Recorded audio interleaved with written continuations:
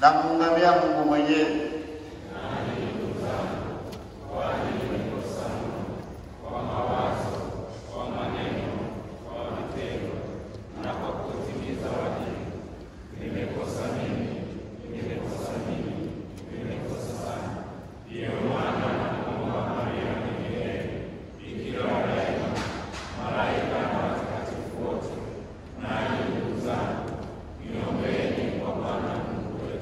Mungu Mwenyezi atuhurumie, atusamehe dhambi zetu, atufikishe kwenye uzima wa milele.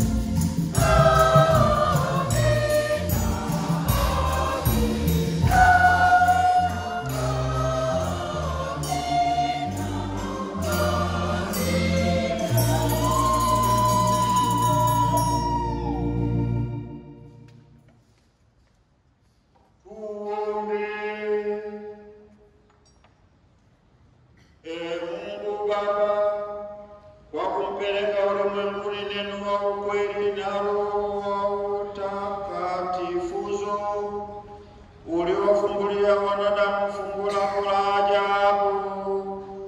Utujalie ili katika kuungama imani ya kweli tutambue utukufu wa Utatu Mtakatifu wa milele na tuabudu umoja wake katika enzi ya fahari yake, kwa njia ya Bwana wetu Yesu Kristo mwanao, anaishi na kutawala nawe katika umoja wa Roho Mtakatifu, Mungu milele na milele.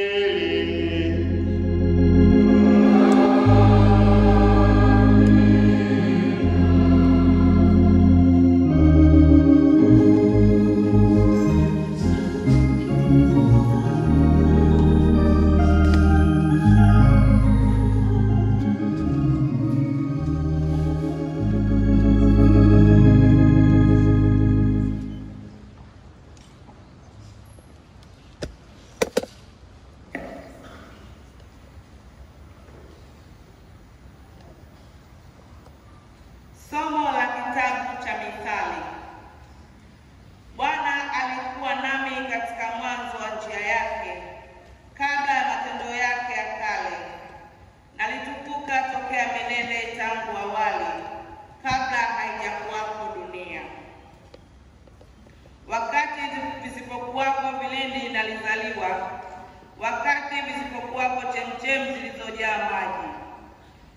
Kabla milima haijawekwa imara, kabla vilima nalizaliwa. Alipokuwa hajaiumba dunia wala makonde wala chanzo cha mavumbi ya dunia, alipothibitisha mbingu nalikuwapo, alipopiga duara katika uso wa bahari, alipofanya imara mawingu yaliyo juu, chemchemi za bahari zilipopata nguvu, alipoipa bahari mpaka wake, kwamba maji yake yasiasi amri yake, alipoagiza misingi ya nchi, ndipo nilipokuwa pamoja naye kama stadi wa kazi. Nikawa furaha yake kila siku, nikifurahi daima mbele zake, nikifurahia dunia iliyokuwa na watu, na furaha yangu ilikuwa pamoja na wanadamu.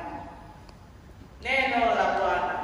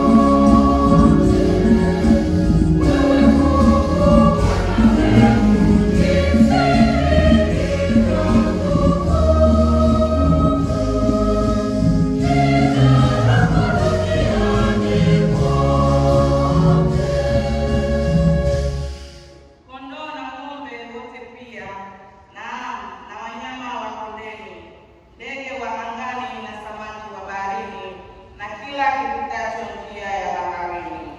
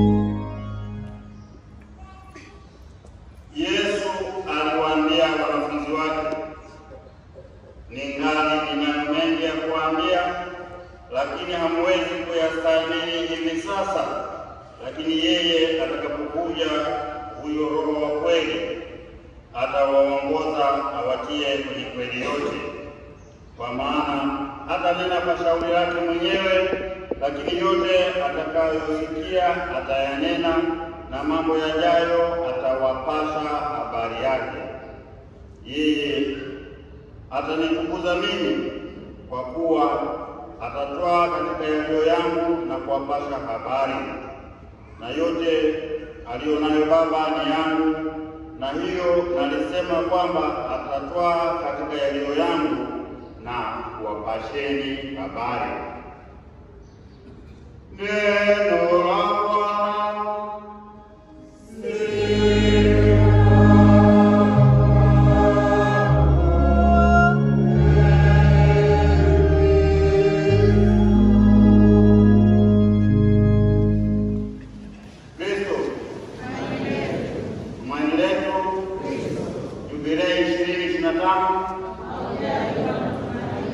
Mahujaji katika matumaini. Asanteni sana, karibuni. Tunakuja kumwabudu Mungu, tunakuja kusema asante kwa Mungu, tunakuja kumuomba aendelee kutuneemesha na kufanya pia yale tunayohitaji zaidi. Tunapokuja kusali kanisani kama familia ya watu wa Mungu, mara nyingine tunahitaji sana liturujia inayochangamka. Sasa mlipotaka kukatisha utamu, sisi wengine tunasali parokia mwaka mzima tena kinanda. Kwa hiyo kidogo tulikuwa tunatupunguzia ule utakatifu kumuona Mungu yuko Santi Maximilian kwa Mwenge. Kwa hiyo tunafanya vizuri na inatakiwa ili tujisikie amani. Huku nje tuna mambo mengi ya kututia hofu.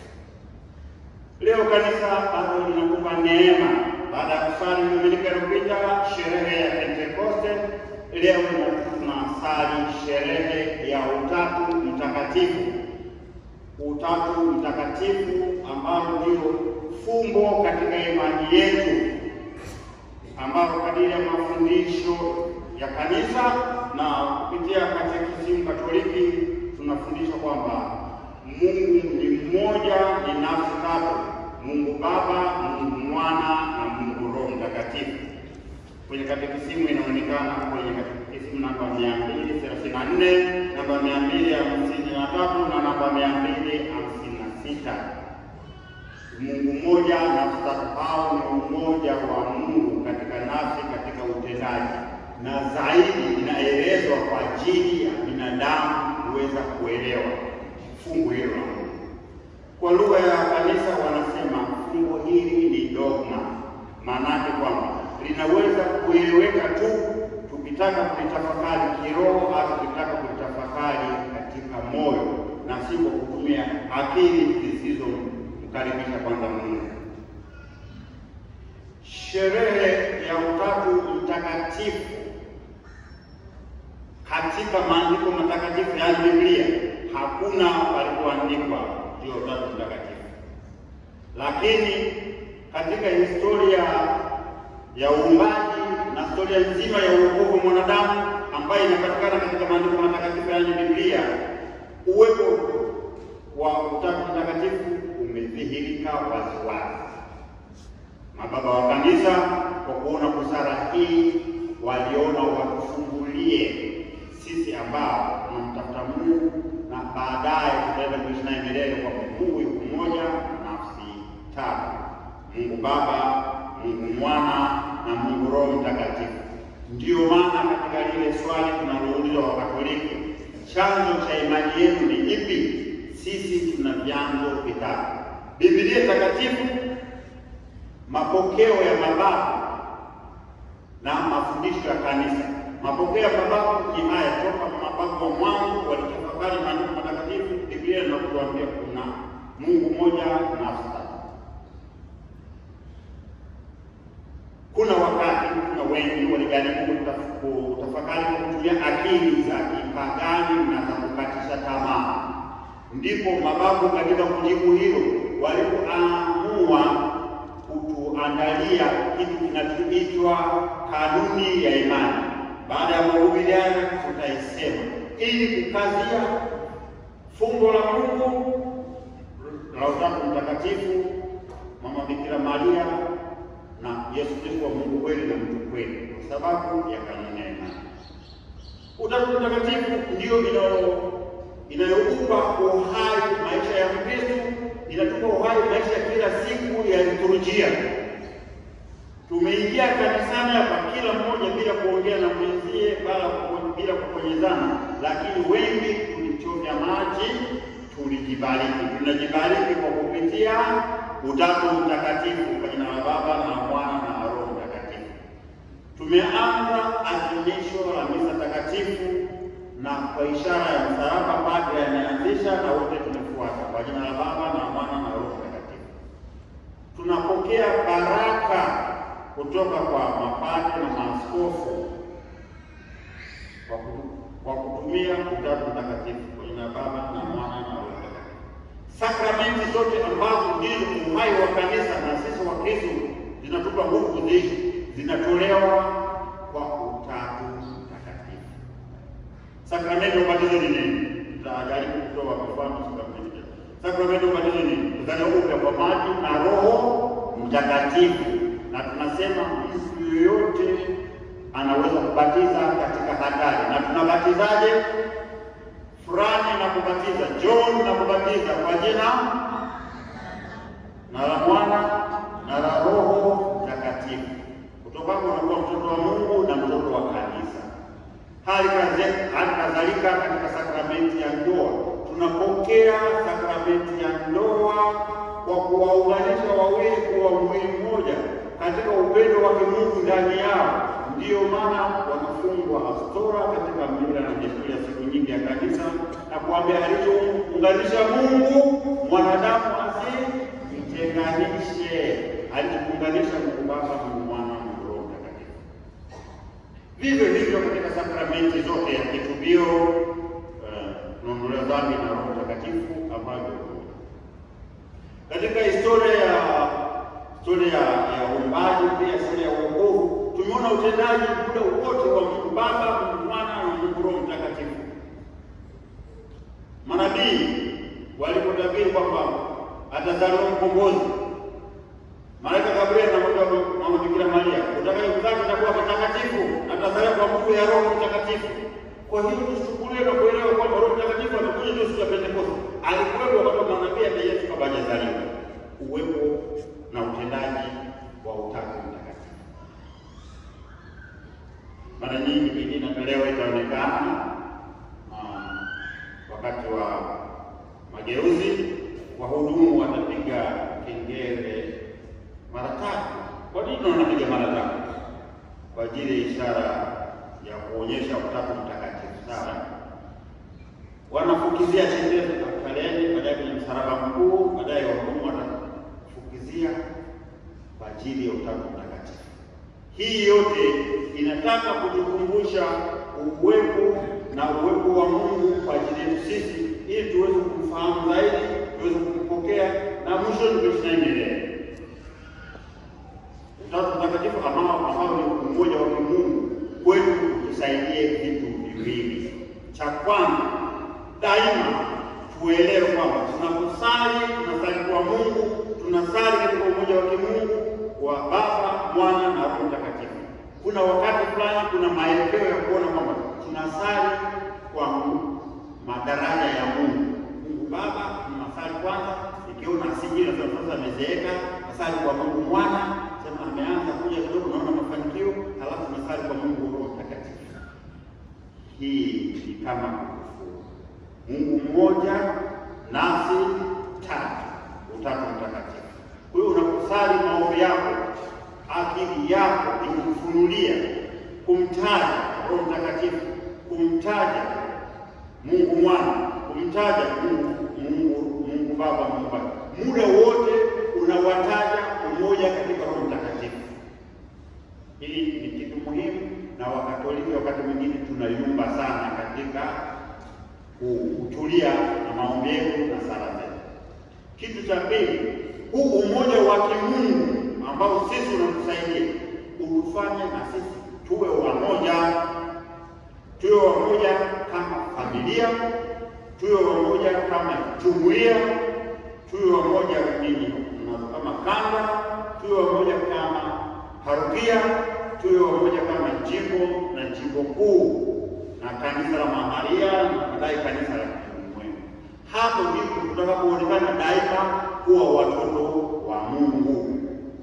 Tunapokuwa kwenye familia inapendeza, tumeshakusanyika, yote yametulia, mzazi anamwambia mtoto ubariki chakula. Tunamkaribisha Mungu katika umoja wetu kwa baraka ile ya mtoto, au baba usiku au mama atawabariki watoto. Kwa hiyo umoja huu uweze kuimarishwa na tafakari ya kumpokea Mungu ambaye ni Baba, Mungu Mwana na Roho Mtakatifu. Tusimame.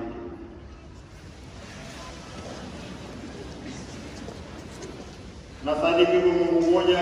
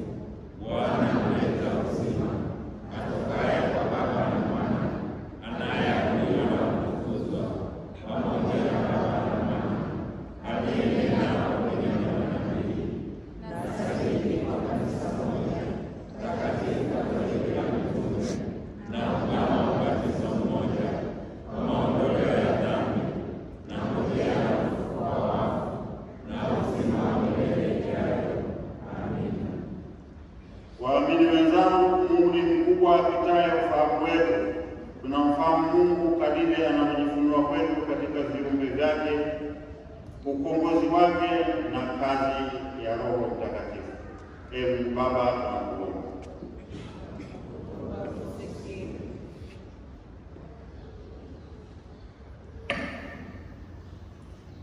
Ee Mungu mkuu, ulisaidie kanisa lako kulitunza na kuheshimu fumbo la Utatu Mtakatifu kama hazina kubwa ya imani yetu. Ee Bwana, uongoze watu wote duniani kukuheshimu na kukuabudu kama Muumbaji wao. Ee Bwana, uwahimize watawala wa dunia kuheshimu na kutunza haki za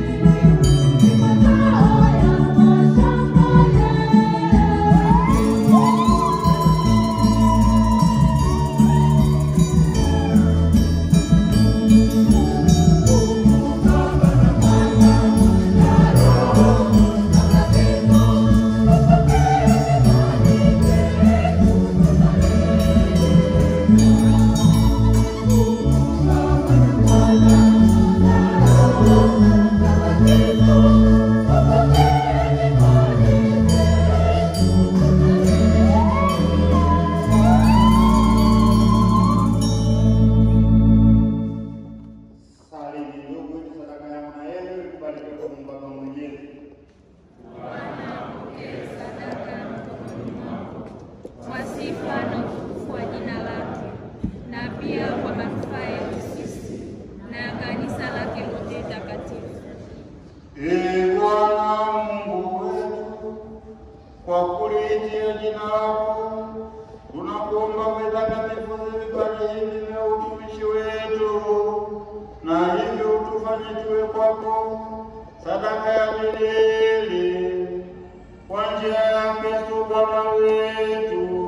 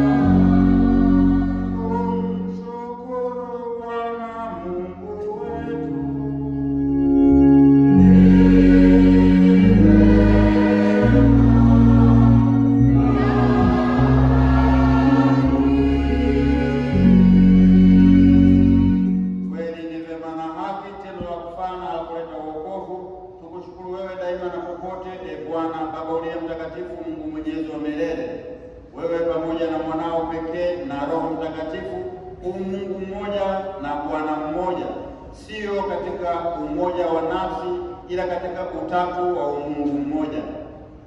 Mambo tunayoyasadiki juu ya utukufu wako kwa sababu ya ufunuo wako, wayasadiki pia juu ya mwanao na juu ya Roho Mtakatifu pasipo tofauti ya kutengana. Nasi tunakuungama kwa Mungu wa kweli na wa milele, tunaabudu nafsi zilizo mbalimbali za Mungu mmoja zenye utukufu ulio sawa, nao malaika na malaika wakuu, makerubi na maserafu wote hawachoki kukusifu kila siku wakisema kwa sauti moja: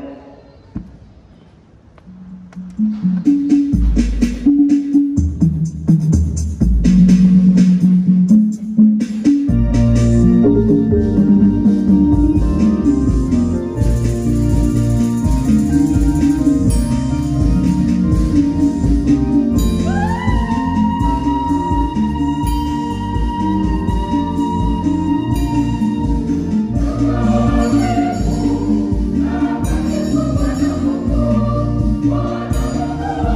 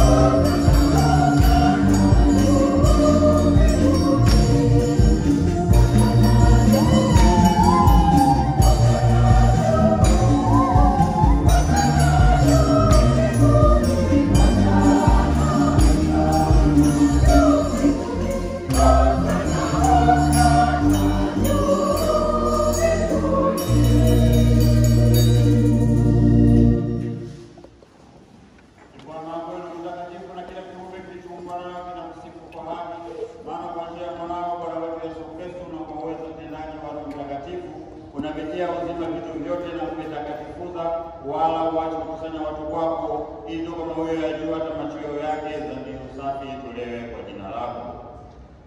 Basi Bwana, tunakusihi kwa unyenyekevu vipaji hivi ambavyo tumekutolea, ili uvitakatifuze, upende kuvitakatifuza kwa Roho huyo huyo, ili viwe mwili na damu ya mwanao Bwana Yesu Kristo, aliyetuamuru tuadhimishe mafumbo haya.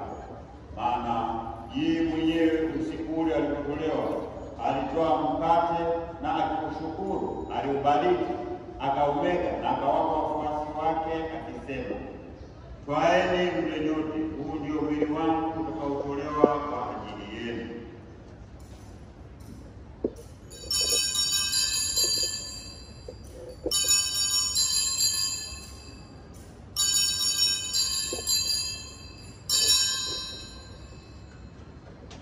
Vivyo hivyo baada ya kula, akitoa kikombe na kukushukuru, alikibariki na akawapa wafuasi wake akisema, twaeni mnywe nyote, hiki ndicho kikombe cha damu yangu, damu ya agano jipya na la milele, itakayomwagika kwa ajili yenu na kwa ajili ya wengi kwa ondoleo ya dhambi. Fanyeni hivi kwa ukumbusho wangu.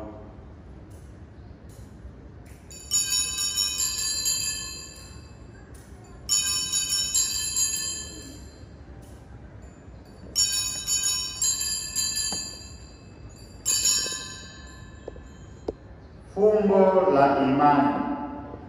Ee Bwana, tunatangaza kifo chako na kutukuza ufufuo wako mpaka utakapokuja.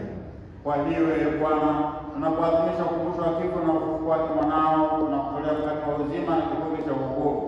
Tunakushukuru kwa kuwa umetustahilisha kusimama mbele yako na kutumikia. Pia tunakusihi kwa unyenyekevu, ili kwa kushiriki mwili na damu ya Kristo tukusanywe na Roho Mtakatifu tupate kuwa jamaa mmoja. Ee Bwana, ulikumbuke kanisa lako liloenea popote duniani, ulikamilishe katika mapendo, pamoja na Baba Mtakatifu wetu Leo wa 14 na askofu wetu mkuu Juhudi Tadei Ruwa'ichi na askofu msaidizi Henry Mchamungu na Wakristo wote. Uwakumbuke watumishi wako marehemu, hasa tunawakumbuka katika misa hii uliowaita kwako kutoka dunia hii. Ujalie ili wao walioshirikishwa kifo cha mwanao kwa ubatizo washiriki pia ufufuko wake. Wakumbuke pia ndugu zetu waliofariki dunia wakiwa na tumaini la ufufuko, na marehemu wote waliofariki dunia katika huruma yako uwapokee kwenye nuru ya uso wako.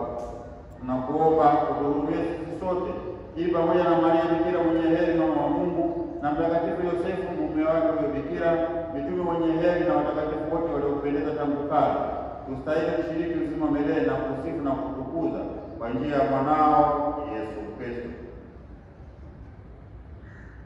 Kwa njia yake na pamoja naye na ndani yake, wewe Mungu Baba Mwenyezi, katika umoja wa Roho Mtakatifu, unapata heshima yote na utukufu milele na milele.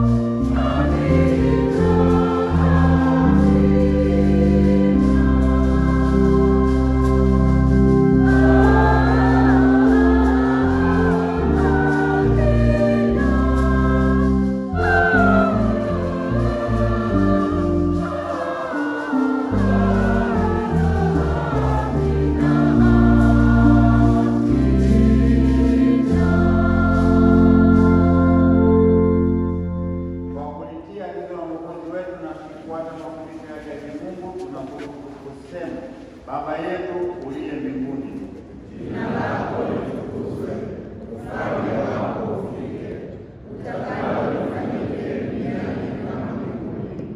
Utupe leo mkate wetu wa kila siku, utusamehe makosa yetu kama tunavyowasamehe na sisi waliotukosea, usitutie katika kishawishi, lakini utuokoe na maovu. Ee Bwana, tunakuomba utuokoe katika maovu yote, utujalie kwa wema amani maishani mwetu, tuli kwa msaada wa huruma yako tuokolewe daima na dhambi, wala tusifadhaishwe na jambo lolote, tunakutazamia tumaini lenye heri na ujio wa Mwokozi wetu Yesu Kristo. Kwa kuwa ufalme wako na nguvu na utukufu hata milele. Ee Bwana Yesu Kristo, uliwaambia mitume wako, amani na wacheni, amani yangu na wapa. Usizitazame dhambi zetu, ila tu imani ya kanisa lako. Upende kulijalia amani na umoja kama yalivyo mapenzi yako. Unaishi na kutawala milele na milele.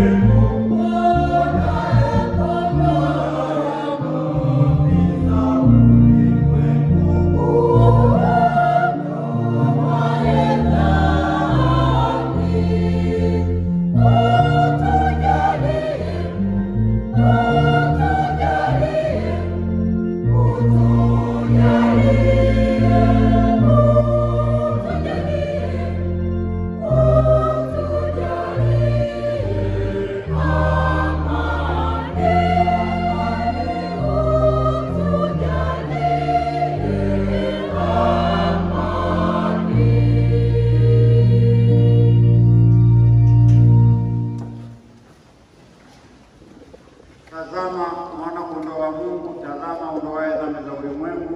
Heri yao walioalikwa kwenye karamu ya mwana-kondoo.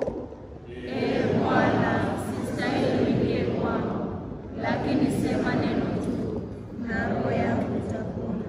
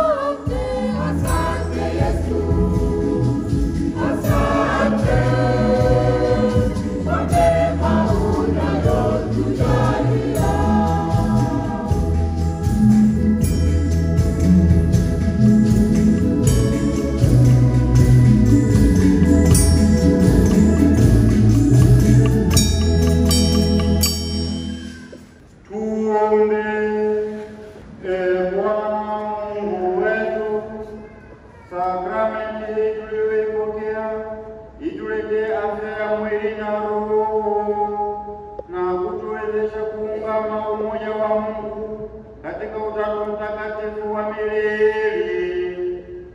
Kwa njia ya Kristo Bwana wetu.